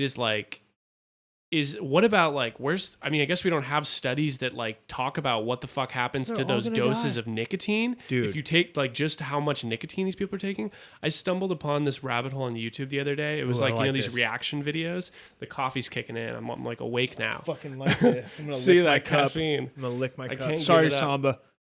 Drink some ashwagandha. There's like fucking 15-year-olds who have YouTube channels about like vaping. And they'll talk about like the nic levels. They're like, "This is 50 nic, bro. Like this is a 50 nic." Like I guess that's like how strong they are. And it's like, dude. Yeah. And these kids are the amount of nicotine they're sucking down. It's not possible with cigarettes, right? Because you fucking burn your throat off. Yes. Exactly. That's like the dying from what is it? Like, you can't die from smoking weed. You can't overdose on weed because you fucking pass out before it becomes even a problem. That's not like that with fucking, it's like alcohol. It's like like beer. Perfect example is beer. You can't die on alcohol poisoning from beer because your body will be like, and you'll throw it up. You're fucked. Okay? You're fucked. You're not dying tonight. Right. Sorry. Hard alcohol, you fucking die because all that extra shit is gone. Right. Cigarettes, all the extra shit is gone. You're just fucking taking in that fucking nicotine, and it's, oh man. As a smoker, I've ripped, and I used to smoke. I used to smoke before I'd smoke. Like, I was a smoker. I thought it was, not only did I love cigarettes, I thought it was cool to have one. So like, on top of this fake ass James Dean bullshit, whatever I was trying to do, I was also addicted to it. So I dude, I have ripped vapes where I've been like, somebody's gonna die from that. Like somebody, like real nicotined up, man. It's real bad. And how early do you think they're smoking them now? Really fucking early, right? Like 5th grade, 6th grade. Yeah, and here's the thing, dude. It's like there was natural barricades in the progression of smoking. You know what I'm saying? Right. So take, for example, my mom growing up back in the day. She'd fucking be in the garage. Her mom. What the fuck is that smell? Nothing? Give me your fingers. Oh, you like smoking cigarettes? Smoke this whole fucking pack right now. You know, that was old school. That was the old school teach. Shout out to everybody's parents who have had to. Fucking... Yeah. And there was like little safeguards. You can't smell it, Jewel. Goes in their pocket. And, yeah. Goes in their sock. Goes anywhere, bro. You could take it anywhere. Same with weed, by the way. Do they just order them online or what? I don't know. I'm not a jeweler. I'm not a jeweler. Buy them for them or something? I don't know. I'm not a jeweler, but I'm sure you can fucking... It's so fucked up, dude. And it's like... I know that like the sort of clickbait headline on like Dateline or whatever is like, we need to ban like flavored e-cigs because that's what's luring the kids. It's like, I mean, I think it's just like... No, you know what we need? We were fucking doomed the moment they came up with that shit. You know what we need? This is what we need. Yo, Shady America, this is what we need. We need some fake deaths. That's what we need. America needs some fake deaths. Like 15-year-old dies. Yeah. Fake. Like fake. When it was like 15-year-old dies in China from playing too much WoW. Yeah, no. Did that happen? I think so. Okay. No, I mean like real grassroots fed. Mm-hmm. Okay. I not dying. Fake death. We just need something for the article. We just need something for the headlines. Kid in motherfucking Arkansas dies from Juul. Fucking it sounds like a meme. Coughs pus, drowns in it. Fucking birds come, fucking eat his neck. Something gruesome. We need a couple of those. That's what we need, dude. I mean, because right now there's not a reason to quit. We're in true, like, really uncharted territory, right? Because, like, think about, I mean, you can find these really hammy ads from the 50s, right? Like, the doctors recommend this brand of cigarettes, and then it's like, fucking psych, like cigarettes are really bad for you, like, but it's like we haven't even like we haven't even had time to test this shit, dude. There's been like the amount that kids vape a day, nuts. What happens? The amount Shepa vapes years, a day. Like, do you think there'll be like a whole like generation Y that just like have like fucking they can't talk? Like, what the fuck is gonna happen? Well, it'll be worse than that. It will be whatever fucking chemical warfare they've been doing on themselves since they were 13, bro. Mm-hmm. I got a theory that like the weed's not that good for you right now either, because like from the store. No, like, well, yeah, like, dude, all of a sudden, and I've been smoking since I was in middle school or some shit. All of a sudden, you feel like you're gonna die. Like, I would get. Like once we were able to get shout out Zach Smith. Once Zach Smith could get weed from the med store, and we used to all pile in his truck and go down to Playa del Rey because he was 18. Yeah, something changed, bro. We were getting like, I'm gonna pass out high, and that shit was different. Before it was like kind of stoned, but to us it was like the change was new, so you didn't know any better. But You trying to say it's like a good weed, bad weed thing, or it's like somebody is like Somebody consciously trying to. There's somebody, not consciously, but there's just competition is growing in the weed communities, and instead of just some fucking dude in a Grateful Dead shirt in a backyard being, yeah, I can sell you some weed, man. It's a fucking whole operation, pesticides, this and that. We got to get it to fucking grow out the fucking orange hairs, and it's got to look super crystally for the High Times magazine and shit. I mean, dude, it's like, I mean, that shit might not be good for us either, dude. It's what I'm trying to say is the effects of weed got so crazy there for a second that I feel like maybe something genetically modified happened to the weed as well. And which brings me back, like the same way you shouldn't even buy corn that's not organic right now. Corn's not even good for you, bro. Wait, what? Well, I'm using corn as an example, but why is there why is there a choice between organic and not organic? Right. You think you're smoking organic weed? Right. No, dude, no. In the same fucking way, the tomatoes are kind of sketchy. The weed's kind of sketchy, you know. And I don't know that for a fact, but I understand the business model of being a farmer in 2019, and I understand competition. You know, and there's a fucking med store. There might be a fucking med store being built in my garage right now. Like there's like probably what, like 4 or 5 within like a. It's crazy. 2-mile radius. It's crazy. And if it's not a like a delivery store that because they can't get that, or if it's not like a storefront because they can't get the permit, it's a fucking dude sitting in a rentable office with a bunch of garbage bags full of weed, and he's fucking coming in his Kia Sorrento and dropping it off. You know, so it's. I mean, everything's bad for you, right? Like, we live next to fucking... No, I live Samba lifestyle now, but we live next to the fucking refinery, bro. Don't what about say that, brother. I hope nothing. I was talking about that the other day, dude. Like, I guess there's a movie, and you would know, where, like, somebody gets cashed out, or the whole town gets cashed out with some fucking check. Because... What? I don't know the name of the movie. My buddy was telling me about it, because he was like, yeah, bro. Like, what if the whole town, because of some, like... Yeah, sorry everybody, you've been exposed to this toxin for 50 years. He's not talking about Chernobyl, is he? No, the it's HBO series. It's much more less scary than Chernobyl. When I was in high school, and you know, my parents would be like, you know, don't smoke weed. My mom would always be like, well, but we do live next to the refinery, and that's probably really fucking bad for us. So, What? What? No, we live next to this fucking horrible. What does that have to do with you being high? No, it's just like basically saying like it's kind of like what we were just talking about. Like, you know, there's something fucking bad that's killing us right now that we're not even thinking the about. refinery didn't make me say, dude, fuck school. I'm just gonna fucking learn how to rock the fuck out on this bass guitar right here, dude. No, dude, what? I think that's apples and oranges. Shout out to your mom for being tight as fuck. But nothing gets done when you're stoned, especially in kids, bro. All you want to fucking do is dude, especially with and it gets worse and worse. I mean, you have to think about the things I did when I was stoned. Like, it was like skateboarding, meet up with friends, you know, be outside. Now it's like, play video games on my 4K Xbox or go outside. Fuck outside. I'm smoking this whole blunt, 4K, medically fucking grown, whatever that means, and fucking playing this fucking 4K Xbox on this fucking movie theater screen, dude. You know, it's like not getting high is probably not very compelling these days to the kids. And that's why, like, that's a bigger problem. Like, if school was boring before, like, you better fucking have fireworks every lunch, because now kids, like, they have access to fucking weed pens. They have access to the best looking video games ever where it looks like life.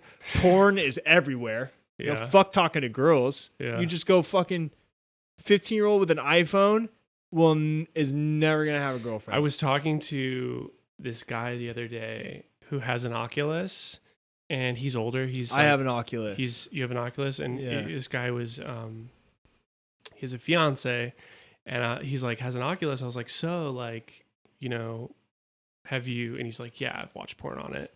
And I was like, tell me about the experience. And he's like, to be perfectly honest with you, bro, when I first did it, I was like, am I allowed to be doing this because I have a fiance? I'm so glad He said that it was like, and this was like not a, this was a pretty like out there dude. And he's like, no, like my first thought was fucking, I don't know if I'm allowed to do this. And I was like, oh fuck, like that's some Black Mirror shit. Like that sounds like a trap. I have refused to do it. I have had my Oculus for almost. That's kind of the joke on like 4chan or Reddit, Yeah. right? Like I've seen people say stuff like, "Oh yeah, like don't fucking do it. You're not gonna want to." How is that fucking fair to my girlfriend? It's like Right. it's just kind of fucking like you can hear it. It's weird. Like imagine like walking in on that with your fucking eyes. Right, like, right. It's just as a and Yeah. you know what? And I think it's just a rabbit hole. Mm-hmm. Oh, for sure. That should just be locked up. You know what I'm saying? Yeah. So from what I hear, Well, it doesn't sound like it's on the fucking train to. It sounds like, I mean, I think in 10 years it'll just be way gnarlier, yeah, I think all the- I think the way I look at that is like I hear being high on crack is a lot of fun for the first time. That's why people do it so often. Right. I'm not gonna do crack, dude. I don't need to fucking know, And I think it is, but I do think that there is this way. It's almost like heroin. Like, don't people say like you should never do it because it's so good? Yeah, but it's grimy. It's like I mean, VR same porn. thing. It's grimy. Like you're sticking a Yeah. piece of metal in you. Yeah. Like it's grimy. You know that Father John Misty song where he talks about like, in no time at all you'll just be like plugged in like fucking Taylor Swift in some VR machine. I don't want it. I don't want it, dude. I don't want it. I think it's fucking, like, especially. Okay, here's another thing we can talk about too.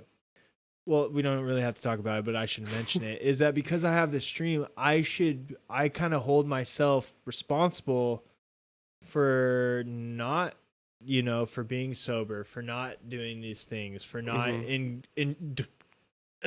for not indulging all the time. You know what I'm saying? Because like, there's a responsibility to having this podcast, and like I should hold myself up to a certain standards, and I don't want to fucking. Yeah.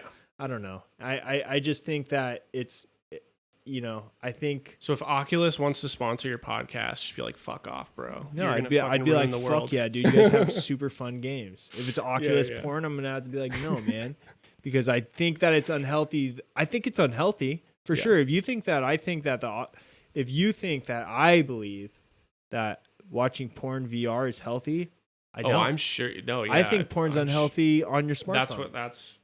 I have the same thoughts. But I also believe that clearing yourself of that animal natural urge Mm-hmm. that one carries, there's benefits to doing that. I think that like in my dudes in the dating scene, I think that like, if you can clear yourself of that urge before you make any rash decisions, you might save yourself some situations. Yeah. And that's the truth, because men out there do stupid shit to get laid. Mm-hmm. And that's truth. But if you don't have that fucking bug in you, Mm-hmm. eating away at you, you can maybe think a little bit more rationally. We're fucking apes, dude. We're apes. We make stupid decisions. But if you can get that out of your way. Do you ever listen to You Up? You ever heard of the podcast You Up? It's like a hookup, like dating. It's these two comedians. I forget that Jared Friedman. No. He always says, cum is a hell of a drug. That's like his catchphrase. Oh. See, I've never tasted it, so I don't know. No. It's just kind of what you're saying. It's I hear you. Yeah, I hear you. Yeah, dude. I think that one thing that this podcast will always stand for is going back to like the old school, man. I think like I will always, I sit around and we joke and stuff, but like if you ask me, like I think that you should be fucking eat fucking, raw foods. I think that you should fucking not do drugs or drink all the time. I think that like you should fucking hold back from these indulgences. Just because things are easy to get to doesn't mean that it's not bad for you. You know, I do think that porn and the access of porn, I think for my fellas who are in relationships, I think that it has damaged a little piece of that relationship. For sure, yeah. It makes it like you don't have to, like, oh, and then we're going to do this, we're going to do this, we're going to do this, and after, maybe I'll get lucky, you know? This is a look. Right. Like, I'm not working for this shit anymore. Right. You know what I'm saying? Yeah. I think there's so many things on the internet that just, it all fucks up your focus. Yeah. I mean, not just porn, like just fucking clicking a, last night I was trying to go to bed early. I was like, oh, I'll wake up and do some writing. And the next thing you know, it's fucking 2 a.m. and I'm just watching clips of podcast. And it's like, I'm not like wasting time. Like I'm watching cool videos of You're trying to learn something. Fucking people on podcasts that I like and all these random clips. But it's like, and that thing of like clicking the next video and then clicking the next video. It's like, I like finding like 6 or 7 minute videos and then I'll watch and I'll click the next video. It's just like, fuck, like, it really fucks me up. Like I've been having to like go to coffee shops to try and work that purposefully don't have Wi-Fi. It's like, cause I just don't have self-control, man. And then I'm like, I have to turn my phone onto airplane. I have to leave my phone. We got to get you on here with Samba. Samba will teach you something about self-control. I've been doing yoga, which is interesting. I love yoga. So I've always had like a really bad back. Like when I was in, do you have a bad back? I've always had really bad posture. And when I was in SMC, I was like, I've always done like water sports. So it's always been stuff that's like been good for my back. But I think during SMC one day I was just like playing water polo and something like hurt in my hamstring. I was like, I think I pulled my hamstring. And then it sort of starts getting worse and it kind of went up my leg.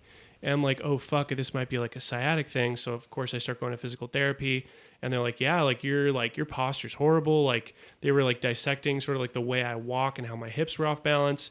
And then it got like worse and worse and it kind of went up to my back. And then one day I was like working at the pool and like my back kind of went out for the first time. And I was probably like 23. Samba, are you listening to this shit? And fucking like, I don't remember who I was working with, but I'm sure they would remember, like, literally, it was like, I'd never experienced that weird tinkling back. It's so scary. And it's like, I would move my neck this way, and then it would, like, jolt in my, like, sciatic nerve of my leg. I'm just like, oh, fuck. Wow. So I started going to physical therapy, and they were basically like, look, bro, like, you're way too young to be having this shit. You have a pinched nerve. This is just from years of just not having like core strength and just having a bad back. And so they start teaching me all these exercises. Went to this really great. When's the last time you did a sit-up, dude? Like I would only do that. No. Like now I'm much more active, but like back then, like other than like Hell Week when we had to do sit-ups and push-ups, I mean, I swam every day. So I was like kind of okay, but then I wasn't swimming as much during college. I don't know what that does for you. Swimming's pretty good for you, but like it was just basically, they were basically like, I was like, well, what's the solution here? And they're like, you need to build your core strength 360 degrees all the way around to your back. And if you don't do this, your back, like you just need to do this for the rest of your life. Like that's your solution. And I was like, oh, okay. Like, and so I finally only like this year, actually, my brother is like really, really into fitness. I don't know if you might've seen him in the gym or something. You might not even recognize him. He's like all tatted up and stuff. But he's like a fitness. Does he wear a wife beater? Yeah. And does he wear high socks and high socks, Converse? Yeah, black Converse. Yeah. Because he told me, he was like, oh yeah. I didn't know like if he was talking about you or your brother, but he's like, oh yeah, I see Olin sometimes. What? That's my brother, dude. I only recognize him as like tattoo bros. I'm like, oh, tattoos. What's up, dude? What's going He's down? like, he got crazy into fitness when he went to college, and he's a big dude. He got crazy into yoga. He comes back from college, and do you go to the yoga right here? Yoga Works? No. So I go to yoga, like I joined it. I did like the Groupon in January, and I kind of like got tuckered out. Like I went like every day, and then I got beat from it. And then I was like, oh, I don't have a job right now. I can't pay this. And then once I got a job, I joined back up, and it's like, it's honestly, dude, it's so hard. It's so interesting because it's like, it's the hard, like I used to think water polo was like the hardest thing to do in the world. Now I'm like, no, fucking yoga is the hardest thing to do. Like I don't sweat. I'm not a big sweater. I am drenched. Yeah. And there's like pregnant women next to me who are like, I know you're not supposed to compare in yoga, but it's like, they're fine. It's just really hard when you're not used to doing these poses. Yeah. It is so fucking hard. But I've had like these, like I get out of there, I'm just like, oh fuck, I feel so good. So that's something that's been like help. And it kind of helps with my focus too. Like I do feel good if I do yoga in the morning. You know, I've tried like all this like meditation shit. Like I like your life, bro. I'm going to quit my job. I'm trying to fucking be more focused because it's like I know that I have a problem like every fucking few minutes or so when I try to work, I check my phone. Like I'm really trying to to unplug, but it's just like, I don't know. Hmm. I know like a lot of my and friends it's keeping have, like, you from being productive, huh? I know what would do it is if I like deleted. I could probably delete Facebook and be fine. I don't fucking go on Facebook. But that doesn't fix it though. But that deleting the fix you app. needing Well, to be I on think the phone. delete if you like disable your account, right? Because like if I delete my Instagram, I'll just re-download it. I don't know, man. It's a fucking Okay, but you're not addressing the problem of you needing to go see to get on the app. Like, it's not really like a need. It's not like I need to know what's going on. It's just like my brain is function every morning. You know, I go through Instagram. I go through Reddit. That's another hard thing. It's like, do you cut out Reddit? I'm on fucking screenwriting subreddit. I'm on the movies subreddit. But what do you learn from that? Well, people post articles. About what? I mean, all kinds of shit, dude. Yeah, but you're not screenwriting. Well, while you're doing it, yeah, you're like reading about. Why don't you just set yourself, instead of doing all of this, like delete and concentrate and this, would you just try and fucking write for 45 minutes a day and then go on fucking Instagram all you want? But yeah, you just no, like, that's what I. Yeah, it's sort instead of of like like causing. This is like with my buddy with the counter. I'm like, Jesus, if it works for you, it works for you. But I still don't even tell people. Like, okay, I'm always vegetarian, but I have like, the sober thing was, the sober's great. Okay, so I'm bone sober. But if anybody's like, oh, you're going to be sober the rest of your life? I don't know. Are you like, I took a Norco when I got my whole thigh tattooed. It hurt like fuck. I took a Norco and it still hurt like fuck. Like, am I not sober because of that? Like, do I go back to like zero? Does it like... No, you got to take away all these variables that make you like fucking, just make it easy on yourself. Cushion it, bro. Be keep your Facebook app on. Keep your fucking thing on. Instead, start a timer and know that you're going to fucking be able to see everything you see once you've gotten 45 minutes of writing it. Yeah. And then once you do that, then it's like, you got to balance. I was like that. I was like, oh, I got to fucking stop going on social media. Calling up my friends, yo, stop posting shit. Like, I didn't actually do that. But like, I was always trying to I was never addressing the actual issue, which is why I was going on Instagram. And it's like, whenever I sat down for art, I would be like on the computer and stuff. And I was like, why the fuck is that? Oh, it's got to be Instagram. It's got to be Facebook. And it was like, no, man, it's because I'm uninspired in my work. And that's the issue. You know what I'm saying? Because if you're inspired, which is like this, like, dude, it's Friday. You don't think I want to be like, okay, perfect example. I'm sober. Bro, you don't think like the commercials of like Budweiser and shit where everybody's at the fucking club and fucking doing the fucking dance moves and shit, you don't think that shit looks fun? Of course it looks fun. But I found something that outweighs that. You know what I'm saying? And I think that's what you need to do, is because Facebook, Instagram isn't going anywhere, bro. I hate to tell it to you. You're going to download the app. You're just going to feel like you're missing out. You're going to think about what's happening on the other side. I think that you should work. Dumb. It's so dumb, man. Like my thought is like, but what about all the fucking memes that my friends are going to send to me? That's dumb. Get over that shit. Get over that shit, bro. Are you kidding me? You know how many memes a day I look at, bro? That's way too many. I don't like memes. I think they kind of... Well, I do. I think a lot of them are funny, but I think a lot of them are self-deprecating. And I don't fuck with that.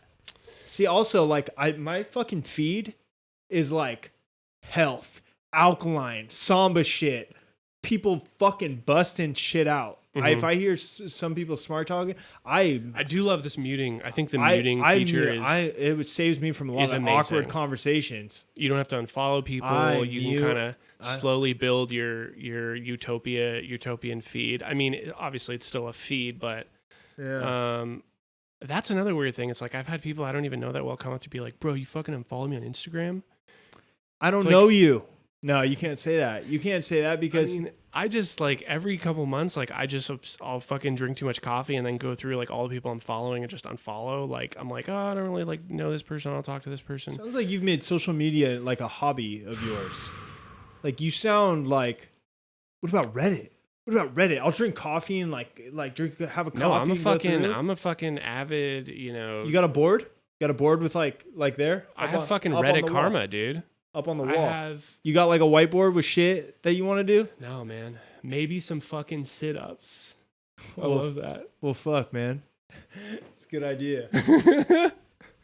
He's looking at my whiteboard.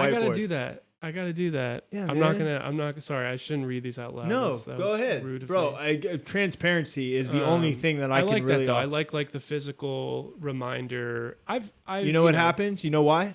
So check this out. Let's say something that's not an ever going thing. Let's I think one of them just is Book July up there. Do you see Book July? No, I don't think so. You want to know why? Why? Because perfect example. Oh, you've already booked July. Well, yeah, and when it's done, you take it off and I hold it, and I'm like, achievement. Like this is something that I've done, and it does something for your mind. It's like it's like eating something that you cooked. It's like it's the period on the sentence off the list. Yeah. Yes, and I save them. They're in the drawer, and you forget that you have them. I mean, you just throw them out. Cool. Yeah, but you have like a pack of things you've done. Just like need to find things that. I don't know. I could just be blowing smoke up your ass, but you sound hella addicted to fucking. I am. Yeah, I am, man. Like I wish I didn't know what was fucking trending, and I wish, but it's like I'm making all these fucking excuses, but it's there's a lot of butts coming out. You're about to butt this again right now. No, it's just like I also I follow fucking a lot of it is this film stuff. I follow fucking IndieWire. I follow all the fucking. Right. I just saw this thing about the new. But you got to be. I know what's coming out. I know how things are being received. Right, like, but I want to be in on that conversation, but it comes at the price of like. Put all this other bullshit. No, dude. It just dude. At the end of the day, you want to be a film guy commentating on this shit. You're just being a social media guy. Don't you want to be like, well, I got to put in the fucking work? You know, the great thing about fucking booking all the way up is that it holds me accountable. I put myself in situations where it's like, yo, I can't bail. Like and I'm sorry, I bailed on our first meeting. I was like, I think I was on set or something. Oh, you talking about from last week? Yeah. That's different. That's different, Bale. I had somebody, and you know who you are, come on this fucking podcast, talk for 2 hours, the craziest story I've ever heard. It hit me up the next day telling me to take it down. I actually know who that is, and let's not say anything. Yeah, thanks a lot. But we can here's shame the deal. him. I had the fucking conversation open in my tabs, and I was saving it to watch, and later when I refreshed, it was gone. And I was like, I know for a fucking fact, I guarantee, because I'm like, this guy doesn't take his shit down. He has the archive. So I'm like, I fucking bet anything that some shit, because it's unedited, right? That's part of the deal. Yeah, it's part of the deal. I bet this guy's girlfriend or something Did was you said. Do you not know what the conversation was about? No, I didn't get to fucking hear it because it was. I can't do it here. I can't fucking do it here. Off mic. I can. I don't because you still have it all right. You just had to take it down. I don't know. You should post it, dude. What's the fucking post it? Did somebody say you should post it? Yeah, I want to watch it. What's the I will say, and I'm sorry, my brother, if you're watching this, I still have it in the library. It's just private. What's the okay? So this is the first time you've had to deal with this, right? Yeah. So what was your sort of moral code like? I have to take it down. What am I gonna do? Nope. Sorry, bro. Can't wait to have you on again, though. What am I gonna do? You know, was it a weird conversation where you like, or was it? Yeah, it was. Well, it was frustrating because I take this is my life's work, man. It sounds stupid, life's work, but I mean, look I really put my heart and soul into making sure this is great. And when people come, it's kind of rude. The same. You think I was rude to me? No, to ask somebody to fucking. Well, dude, I on multiple times was like, did you just say that name? Like, damn. Did you just say that on stream? Like that. Damn. It was something like that. Okay. Gotcha. And he was like, yeah, bro. And dude, it was like 15 minutes. He was like, I was like, so man, you're this. And he was like, you want to get right into it? And I was like, I'll use a profession as an example. So, bro, you play soccer. You want to get into this shit? It's like, oh shit! I don't know this person that well, so I don't really know what any of these. This is a talk show, so I'm gonna say, yeah, bro. And he just proceeded to tell me this story he didn't want you. So why? What do you think happened? Do you know what happened? Dude, if you knew the story, you would get it. Okay. It was fucking balls to the wall. It was crazy. It was God damn it! I knew there was some crazy shit on that podcast. It was a crazy story. It was a really, really crazy story. If only my shit had buffered, I could have saved it in my computer and I could have watched. No, you said transparency is everything. Okay, I did say transparency is everything, but come on, man. Like this isn't my transparency. Can I steal the rest of this coffee over here? Yeah, for sure. This isn't my transparency. This is my. I get it.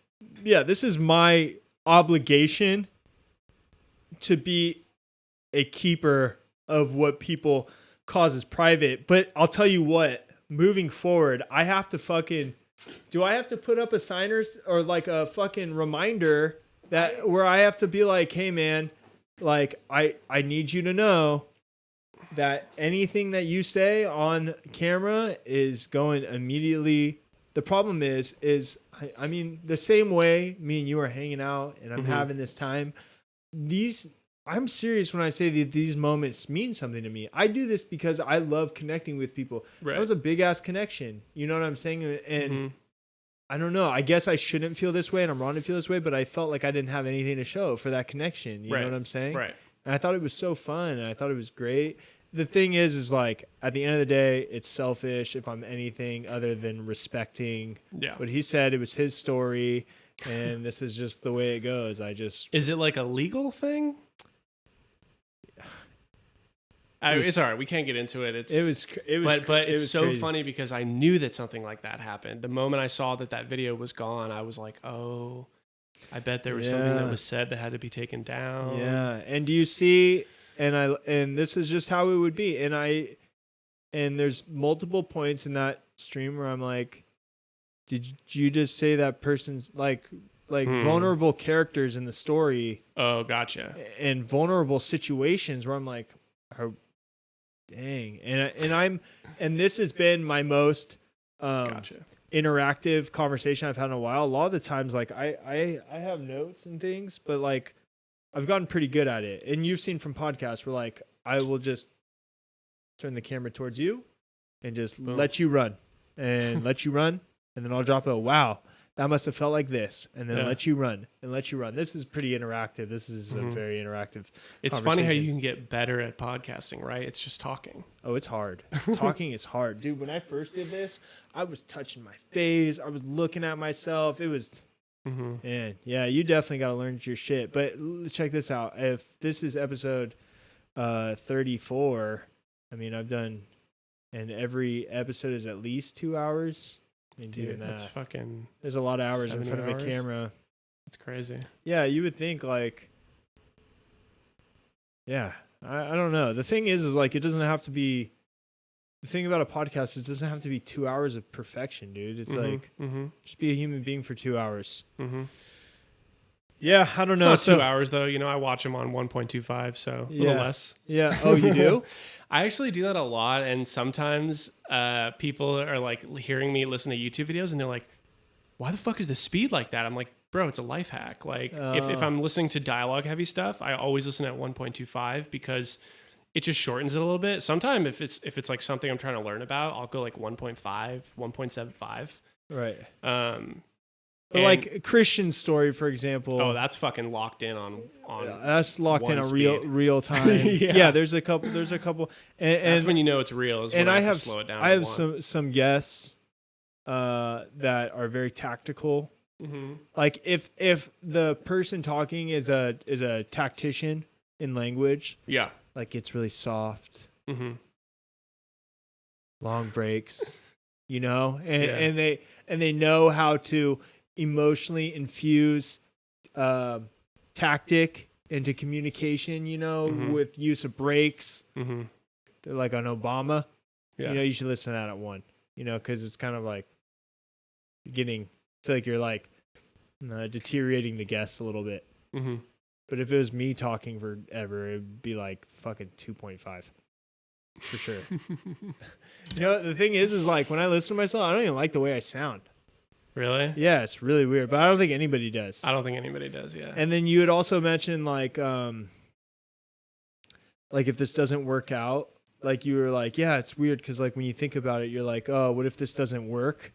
I have not once gone there with this. I have not once told myself that this isn't going to work.